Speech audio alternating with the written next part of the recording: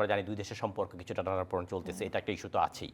সামনে কলকাতা আর পশ্চিমবঙ্গের ইলেকশন আছে, এটা একটা বড় ইস্যু হতে পারে। সব দেখেন আমরা সবসময় চাই স্পোর্টসটা রাজনীতির বাইরে থাকুক, আমরা স্পোর্টসের সাথে রাজনীতি কখনো মিলাইতে চাই না, তারপরে বিভিন্নভাবে রাজনীতি চলে আসে এখানে।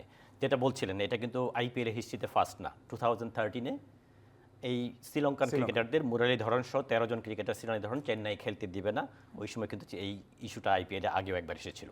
আর আরেকটা জিনিস সবাই কিন্তু আবার বলছি যে মুস্তাফিজের ঘটনাটা কেন এত আগে আসলো, এটা তো মুস্তাফিজের খেলাটা তো রিসেন্ট না, আমাদের এর আগেই কিন্তু ওয়ার্ল্ড কাপ ছিল, ওয়ার্ল্ড কাপের পরে কিন্তু আইপিএল কিন্তু আমরা যদি ওয়ার্ল্ড কাপ খেলে ফেলতাম, বাংলাদেশ টিম এখানে ওয়ার্ল্ড কাপ খেলতে যেত, তাহলে কিন্তু এই ইস্যুটা এরকম এত হাইলাইটেড ইস্যু আপনার কি থাকতো মনে না। হয় এই সময় আনার কি কোনো বিশেষ কারণ আছে? Definitely কলকাতায় আমরা এটা জানি নির্বাচন, আমরা জানি যে কিছুদিন আমার পরে।